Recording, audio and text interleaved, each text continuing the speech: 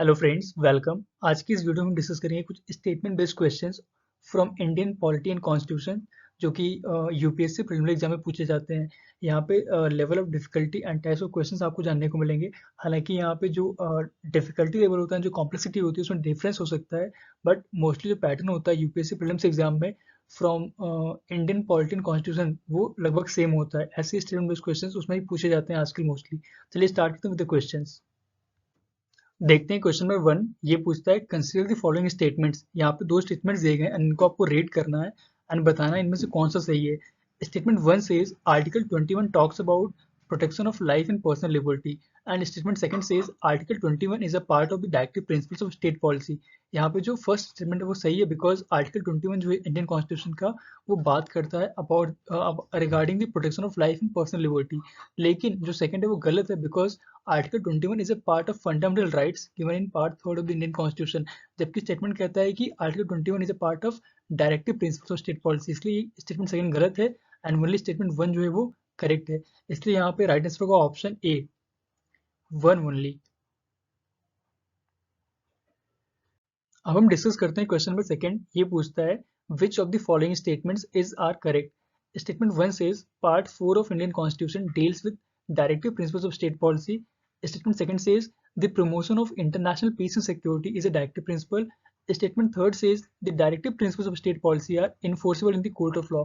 इनमें से कितने स्टेटमेंट सही है आपको चूज करना है from the options given below. Statement जो 1 है वो सही है because directive principles of state policy जो है वो इंडियन कॉन्स्टिट्यूशन के पार्ट 4 में दिए गए हैं, इसलिए फर्स्ट स्टेटमेंट जो है वो सही है। सेकंड स्टेटमेंट भी सही है because in the last article under directive principle state policy article 51 ये बात करता है promotion of international peace and security की।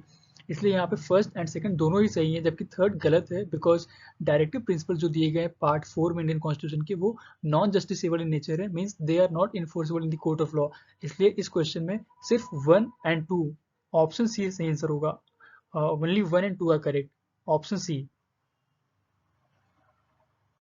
तो इस तरह के स्टेटमेंट बेस्ड क्वेश्चंस ना सिर्फ यूपीएससी सिविल सर्विस के प्रीलिमिनरी एग्जाम में, बल्कि जितने भी हमारे मेजर कॉम्पिटिटिव एग्जाम है at national level like NDA, CDS, ऐसे एग्जाम्स में भी इस तरह के स्टेटमेंट बेस्ड क्वेश्चंस आजकल पूछे जाते हैं।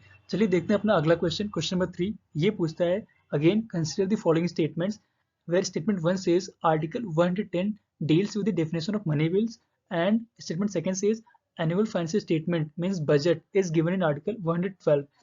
तो ये दोनों स्टेटमेंट सही हैं बिकॉज आर्टिकल 110 बात करता है डिफिनेशन ऑफ मनी बिल्स की, एंड जो बजट है हमारे जिसे हम इन कॉन्स्टिट्यूशनल टर्म जिसे हम एनुअल फाइनेंशियल स्टेटमेंट कहते हैं बजट, वो आर्टिकल 112 में दिया गया है। इसलिए ये दोनों स्टेटमेंट यहाँ पे सही है।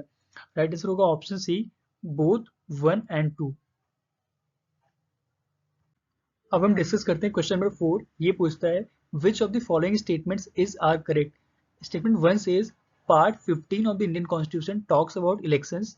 ये बिल्कुल सही है बिकॉज जो पार्ट 15 इंडियन कॉन्स्टिट्यूशन का उसमें इलेक्शंस के बारे में दिया गया है। And statement second says organisation of village panchayat is a fundamental right. ये यहाँ पे गलत है because organisation of village panchayat जो है वो एक directive principle of state policy है अंडर आर्टिकल 40, इसलिए ये यहाँ पे गलत हो जाएगा। And statement third says emergency provisions are given in part 20 of the constitution. ये भी गलत है बिकॉज जो इमरजेंसी प्रोविजंस है वो पार्ट 18 में दिए गए हैं, पार्ट 20 बात करता है about the amendment of the constitution. इसलिए इस क्वेश्चन में सिर्फ और सिर्फ स्टेटमेंट 1 सही है एंड सेकंड एंड थर्ड गलत है, एंड हमें चूज करना है कौन सा स्टेटमेंट सही है, so only 1। Right answer would be option A, 1 only. अब हम डिस्कस करते हैं क्वेश्चन नंबर 5। ये क्वेश्चन बेस्ड ऑन स्केड्यूल्स जो कि हमारे इंडियन कॉन्स्टिट्यूशन में 12 स्केड्यूल है एट प्रेजेंट, उनसे रिलेटेड क्वेश्चन है। इसमें question first says third schedule of Indian constitution talks about forms of oaths and affirmations and statement second says provisions relating to the administration of tribal areas are given in six schedule. तो यहाँ पे जो दोनों statements इनको आपको read करना है and समझना है कि इनमें से कौन सा स्टेटमेंट सही है। तो अगर हम बात करें थर्ड शेड्यूल की तो वो बात करता है फॉर्म्स ऑफ ओथ्स और अफर्मेशंस, इसलिए ये स्टेटमेंट सही हो जाएगा। एंड जो सेकंड है वो भी सही है बिकॉज सिक्स शेड्यूल बात करता है about the administration of tribal areas जो कि आसाम के रीजन्स को कवर करता है, मेघालय, त्रिपुरा एंड मिजोरम के जो ट्राइबल एरियाज है उनके एडमिनिस्ट्रेशन की बात कही गई है इन सिक्स शेड्यूल। इसलिए इस क्वेश्चन के हिसाब से दोनों स्टेटमेंट जो सही है। Right answer would be option C, both 1 and 2। अब हम डिस्कस करते हैं question number 6 which of the following statements is are correct. ये 10th शेड्यूल जो इंडियन कॉन्स्टिट्यूशन का, उससे रिलेटेड क्वेश्चन है, काफ़ी ट्विस्टेड है, आपस में इसके स्टेटमेंट्स कॉम्प्लिकेटेड है काफ़ी, और एक दूसरे से रिलेटेड भी हैं। Statement first says 10th schedule of Indian constitution deals with anti defection law. ये सही है बिकॉज जो 10th शेड्यूल है उसमें एंटी डिफेक्शन लॉ के प्रोविजंस या उसके बारे में बात कही गई है। जो सेकंड स्टेटमेंट है वो कहता है 52nd constitution amendment act added the 10th schedule. ये भी सही है बिकॉज जो 52nd कॉन्स्टिट्यूशन अमेंडमेंट एक्ट लाया गया था उसी के तहत एंटी डिफेक्शन लॉ इंट्रोड्यूस किया गया एंड 10th शेड्यूल जोड़ा गया इंडियन कॉन्स्टिट्यूशन में। Statement third says 10th schedule was added in the Indian constitution in the year 1976। ये गलत है बिकॉज हम जानते हैं कि 1976 में हमारा 42nd कॉन्स्टिट्यूशन अमेंडमेंट एक्ट लाया गया था, जो कि मिनी कॉन्स्टिट्यूशन जिसे कहते हैं, इसलिए 10th शेड्यूल उसमें नहीं आया था, वो आया था इन the year 1985। 52nd constitution amendment act 1985 आया था, इन द ईयर 1985 इंट्रोड्यूस किया गया था, जिसके तहत एंटी डिफेक्शन लॉ लाया गया and 10th schedule in constitution में ऐड किया गया। इसलिए इस क्वेश्चन में हमारा जो थर्ड स्टेटमेंट है वो गलत हो जाएगा एंड जो फर्स्ट एंड सेकंड वो सही है, बिकॉज यहाँ पे जो 52nd कॉन्स्टिट्यूशन अमेंडमेंट एक्ट है वो 1985 में इंट्रोड्यूस किया गया था, ना कि 1976 में। इसलिए सिर्फ फर्स्ट और सेकंड सही है, थर्ड गलत हो जाएगा। इस क्वेश्चन में राइट आंसर होगा ऑप्शन सी 1 and 2 ओनली। अब हम डिस्कस करते हैं question number 7। Consider the following statements. Statement 1 says article 243 talks about the composition of panchayats and reservation of seats. हम अब रेड करें statement second, reservation of seats in panchayats is given in article 243D। ये दोनों statement सही हैं because जो article 243 Indian constitution का, उसके सब क्लॉजेस हैं जो पूरे पंचायत के जितने प्रोविजंस हैं उनके बारे में बात करते हैं। इसलिए जो आर्टिकल 243C क्लॉज है उसका, वो बात करता है कंपोजिशन ऑफ पंचायत्स की, एंड जो 243 का क्लॉज डी है, 243D जो आर्टिकल है वो बात करता है about the reservation of seats in panchayat. इसलिए इस क्वेश्चन में दोनों स्टेटमेंट सही हो जाएंगे, बोथ 1 and 2 आर करेक्ट। अब हम डिस्कस करते हैं question number 8। Which of the following statements is are correct. Statement 1 says Article 1 of the Indian Constitution talks about admission or establishment of new states. Statement 2 says the subject matter of union and its territory is given in part 1. And Statement 3 says Article 10 talks about continuance of the rights of citizenship. इस question में जो statement first है वो गलत है because हम सभी जानते हैं कि जो आर्टिकल 1 इंडियन कॉन्स्टिट्यूशन का वो बात करता है name and territory of the union की, ना कि एडमिशन और एस्टेब्लिशमेंट की, बिकॉज ये एडमिशन एस्टेब्लिशमेंट दिया गया है आर्टिकल 2 में। आर्टिकल 1 बात करता है about the name and territory of the union, इसलिए स्टेटमेंट फर्स्ट गलत हो जाएगा। सेकंड सही है बिकॉज पार्ट 1 में बात कही गई है यूनियन टेरिटरी की, एंड जो आर्टिकल 10 है वो बात करता है continuous of the rights of citizenship. इसलिए इस क्वेश्चन में सिर्फ और सिर्फ सेकंड एंड थर्ड सही है, फर्स्ट गलत है। Right answer would be option D 2 and 3 only. अब डिस्कस करते हैं question number 9। Consider the following statements. Statement 1 says Article 21A deals with the right to elementary education, and Statement 2 says the right to elementary education is a fundamental right. ये दोनों ही सही है because article 21 ने बात करता है elementary education की, right to elementary education की, and right to elementary education एक फंडामेंटल राइट की कैटेगरी में आता है, इसलिए दोनों स्टेटमेंट्स यहाँ पे सही हो जाएंगे। Right answer would be option C both 1 and 2। अब डिस्कस करते हैं question number 10। Which of the following statements is are correct. Statement 1 abolition of untouchability is given in article 17 of the Indian Constitution। ये सही है because article 17 जो है वो बात करता है abolition of untouchability की। और statement second says equality before law is a fundamental right under article 14 of the Indian constitution. ये भी सही है। ये सब हम सभी लोग इससे फैमिलियर है, फंडामेंटल राइट की कैटेगरी में आते हैं ये। और आर्टिकल 14 इक्वालिटी बिफोर लॉ की बात करता है, आर्टिकल 17 abolition ऑफ अनटचेबिलिटी की बात करता है। ये दोनों यहाँ पे सही है। And third says abolition of untouchability and equality before law are given in part 4। ये गलत है बिकॉज जो abolition of untouchability and equality before law है ये फंडामेंटल राइट्स हैं जो कि पार्ट 3 में आते हैं इंडियन कॉन्स्टिट्यूशन के। पार्ट 4 बात करता है डायरेक्टिव प्रिंसिपल्स की, इसलिए ये थर्ड स्टेटमेंट गलत हो जाएगा। Only 1 and 2 are correct. Statement C would be right answer choice 1 and 2 only. Discuss करते हैं क्वेश्चन में 11। Statement first says the Constitution of Parliament is given in Article 79, and Statement second says Article 98 talks about the Secretariat of Parliament। यहाँ पे जो statement first है वो सही है बिकॉज आर्टिकल 79 में बात की गई है कॉन्स्टिट्यूशन ऑफ पार्लियामेंट की, जिसमें कहा गया there shall be a constitution, there shall be a parliament for the union which shall consist of the president and 2 houses, and the houses are Lok Sabha and the Rajya Sabha.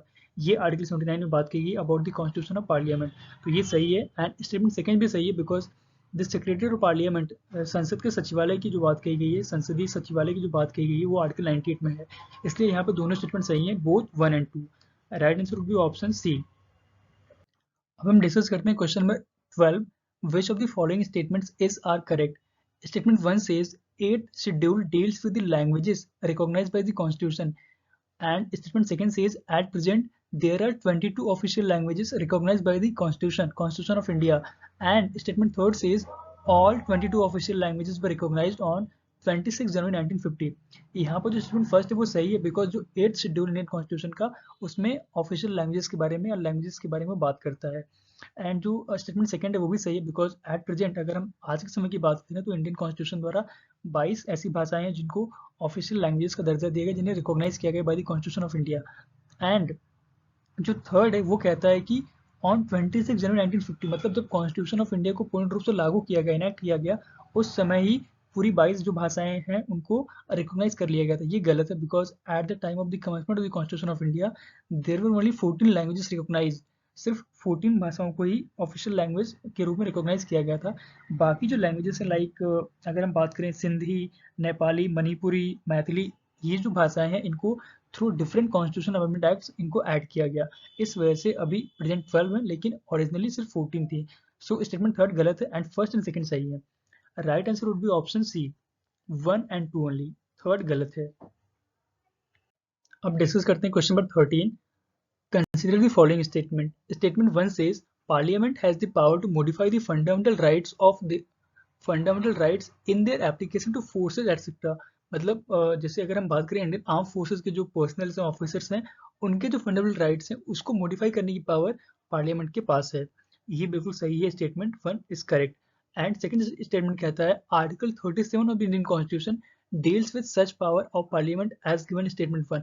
मतलब पार्लियामेंट द्वारा arm forces personnels के fundamental right को modify करने की जो बात कही गई, जो पावर की बात की गई है, वो आर्टिकल 37 के अंतर्गत आती है। ये स्टेटमेंट सेकंड कहता है, जो कि गलत है, बिकॉज आर्टिकल 37 बात करता है about the application of directive principles, और पार्लियामेंट की ऐसी जो पावर है to modify the fundamental rights वो आर्टिकल 33 के अंतर्गत आती है। इसलिए स्टेटमेंट सेकंड गलत है and only statement 1 is correct. तो यहाँ पे राइट आंसर होगा ऑप्शन ए, 1 ओनली। डिस्कस करते हैं क्वेश्चन नंबर 14। यहाँ पे भी स्टेटमेंट्स हैं, आपको रीड करना है, आपको आंसर टिक करना है from the options given below.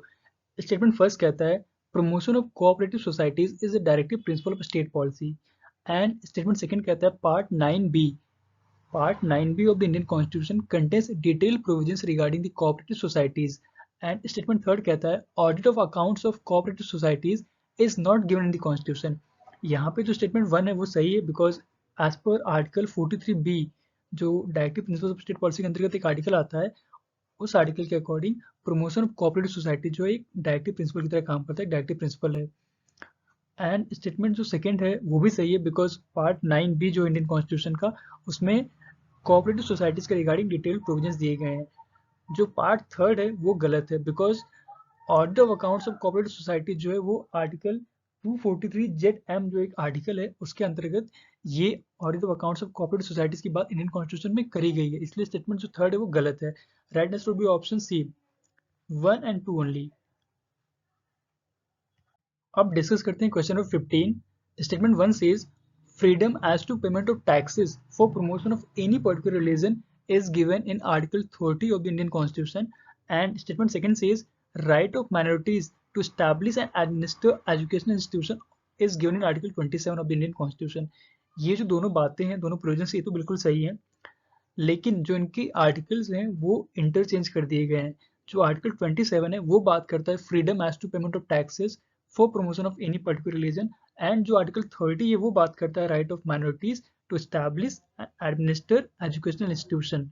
इसलिए ये दोनों स्टेटमेंट यहाँ पे गलत हो जाएंगे, neither one not two, articles गलत दिए हुए हैं। Option D would be right choice. अब डिस्कस करते हैं question number 16, which of the following statements is are correct? Statement 1 says vice president means the vice president of India acts as ex officio chairman of the council of states। ये सही है, because जो भारत के उपराष्ट्रपति हैं वही राज्यसभा के सभापति होते हैं, राज्यसभा के चेयरमैन की तरह काम करते हैं। And statement second says article 64 makes vice president the x official chairman of Rajya Sabha. ये भी सही है, बिकॉज आर्टिकल जो 64 इंडियन कॉन्स्टिट्यूशन का, उसके तहत ही जो वाइस प्रेसिडेंट है वो राज्यसभा के एक्स ऑफिशियल चेयरमैन के तौर पे काम करते हैं। Rajya Sabha means council of states. And जो स्टेटमेंट थर्ड है वो कहता है it is the vice president who aids and advises the president of India. ये गलत है, because as per the article 74 of the Indian constitution there is the council of ministers जो president of India को aid and advise करते हैं, उसके लिए हैं यहाँ पे। इसलिए स्टेटमेंट जो थर्ड है वो गलत है and only 1 and 2 are correct. Right answer would be option C, 1 and 2 only. Discuss करते हैं question number 17। Consider the following statements. Statement 1 says the Lok Sabha Speaker cannot preside while a resolution for his removal from office is under consideration. मतलब जब लोकसभा के जो speaker हैं, अगर उनको उनके पद से हटाने के लिए कोई रेजोल्यूशन पास किया गया है, ऐसी कोई प्रक्रिया चल रही है, उस समय के लिए वो लोकसभा की अध्यक्षता नहीं कर सकते हैं। कैनॉट प्रिसाइड द लोकसभा, ये सही है। Statement second says Article 74 of the Indian Constitution makes provision for the Council of Ministers to aid and advise the President of India। ये भी सही है। ऐसा ही सेम हमने लास्ट क्वेश्चन में भी डिस्कस किया था कि president of India aid and advise करने के लिए काउंसिल ऑफ मिनिस्टर्स होती है, इसलिए यहाँ पे दोनों स्टेटमेंट जो है वो सही है। Right answer would be option C, both 1 and 2 are correct, option C. अब हम डिस्कस करते हैं question number 18। Which of the following statements is are correct? Statement 1 says 11th schedule deals with the matters of the panchayats, and statement second says there are 29 matters related to panchayats given in 11th schedule। तो जो 11th schedule Indian constitution का वो पंचायत के बारे में बात करता है, ये सही है। स्टेटमेंट 1 इज करेक्ट एंड उस शेड्यूल में 11th शेड्यूल में पंचायत से जुड़े हुए 29 सब्जेक्ट मैटर्स की बात कही गई है। 29 सब्जेक्ट मैटर्स को इंक्लूड किया गया है, उनके बारे में बात, उनको वहाँ पे मेंशन किया गया है, इसलिए 11th शेड्यूल में ये बातें हैं। इसकी सेकंड भी सही है, दोनों स्टेटमेंट सही है। एंड जो थर्ड है वो कहता है 74th अमेंडमेंट एक्ट, मतलब 74th कॉन्स्टिट्यूशन अमेंडमेंट एक्ट जो था, उसके तहत पंचायत को कॉन्स्टिट्यूशनल स्टेटस दिया गया है, संवैधानिक दर्जा दिया गया है पंचायत को। ये गलत है, बिकॉज जो 73rd संविधान संशोधन एक्ट था, 73rd जो कॉन्स्टिट्यूशन अमेंडमेंट एक्ट था 1992 का, उसके तहत पंचायत को कॉन्स्टिट्यूशनल स्टेटस दिया गया है। एंड जो 74th है वो म्यूनसिपालिटीज की बात करता है, इसलिए ये थर्ड स्टेटमेंट जो है वो गलत है। सिर्फ 1 एंड 2 सही है। Right answer would be option C, 1 and 2 only. अब हम डिस्कस करते हैं क्वेश्चन नंबर 19। इसमें statement first says high courts also have the powers to issue writs, and statement second says the above power is given in article 226 of the Indian constitution. तो जैसा कि हम जानते हैं कि जो आर्टिकल 32 इंडियन कॉन्स्टिट्यूशन का जो बात करता है राइट टू कॉन्स्टिट्यूशनल रेमेडीज की, उसके तहत सुप्रीम कोर्ट को पावर है to issue writs for the enforcement of fundamental rights. In the same manner statement 1 कहता है कि high courts also have the power to issue writs, मतलब जैसे सुप्रीम कोर्ट को पावर है वैसे हाई कोर्ट्स को भी रिट इश्यू करने की पावर है। ये बिल्कुल सही है। एंड जो सेकंड स्टेटमेंट है इसमें वो कहता है कि द अबव पावर, मतलब स्टेटमेंट 1 में जो बात कही गई, जो पावर की बात कही गई हाई कोर्ट्स की, वो वैसा प्रोविजन इंडियन कॉन्स्टिट्यूशन के आर्टिकल 226 में किया गया, ये स्टेटमेंट सेकंड कहता है, ये भी सही है। तो यहाँ पे कॉन्सेप्ट ये कि जो आर्टिकल 32 इंडियन कॉन्स्टिट्यूशन का, उसके तहत सुप्रीम कोर्ट को पावर है to issue writs for the enforcement of fundamental rights, and जो आर्टिकल 226 इंडियन कॉन्स्टिट्यूशन का, उसके तहत हाई कोर्ट्स को पावर है टू इशू रिट्स। तो इस क्वेश्चन के रेफरेंस में दोनों स्टेटमेंट सही है। Right answer would be option C, both 1 and 2। अब डिस्कस करते हैं इस सीरीज का लास्ट क्वेश्चन, क्वेश्चन नंबर 20, जिसमें स्टेटमेंट 1 कहता है 12th schedule deals with the matters of municipalities. ये सही है, बिकॉज इंडियन कॉन्स्टिट्यूशन का आखिरी शेड्यूल है 12th शेड्यूल, जो म्यूनिसिपैलिटीज जो है उनके मैटर्स की बात करता है, जिसमें 18 सब्जेक्ट मैटर्स दिए गए हैं। And statement second says 74th constitution amendment act added the 12th schedule. ये भी सही है, बिकॉज जो 74th कॉन्स्टिट्यूशन अमेंडमेंट एक्ट था 1992 का, उसके तहत जो 12th शेड्यूल है वो जोड़ा गया है, ऐड किया गया इंडियन कॉन्स्टिट्यूशन में। स्टेटमेंट थर्ड कहता है detailed provisions regarding municipalities are given in part 12। ये गलत है, बिकॉज जो डिटेल प्रोविजंस हैं रिगार्डिंग म्यूनिसिपैलिटीज वो as per the 74th constitution amendment act of 1992 वो पार्ट 9A में ऐड किए गए हैं डिटेल प्रोविजंस, ना कि पार्ट 12 में। पार्ट 12 तो बात करता है finance, property, contracts and suits की, इसलिए यहाँ पे सिर्फ 1 एंड 2 सही है, थर्ड गलत है, ओनली 1 एंड 2। सो ये थे कुछ important statement based questions on Indian polity and constitution जो हमने इस वीडियो में कवर किए, and I hope this will certainly help you enhance your preparation for the upcoming competitive exams, especially the civil service preliminary exam and इसी same manner में हमने Indian polity and constitution के different aspects को cover करते हुए इस channel पर काफ़ी सारी वीडियोस बनाई हैं, जिसमें हमने डिस्कस किया है the fundamental rights, the fundamental duties, preamble of Indian constitution, directive principles of state policy पर वीडियोस बनाई हैं। इसके अलावा जो कॉन्स्टिट्यूशनल डिग्निटरीज हैं like the president of India, the vice president of India, the prime minister of India, the controller and auditor general of India, the attorney general of India, ऐसे different जो elements Indian constitution में and Indian polity में, उनके ऊपर बहुत सारे questions को cover करते हुए अलग अलग वीडियोस बनाई है इस चैनल पर। आप वो भी जाकर विजिट कर सकते हैं। एंड अगर इस सीरीज में जो क्वेश्चंस हमने अभी डिस्कस किए हैं इसके रिगार्डिंग आपको कोई डाउट हो, कोई क्वेश्चन हो, कोई क्वेरीज हो, तो आप हमें पुट कर सकते हैं। I will make sure to reply at the earliest. And thank you so much for watching this video. Have a great day ahead.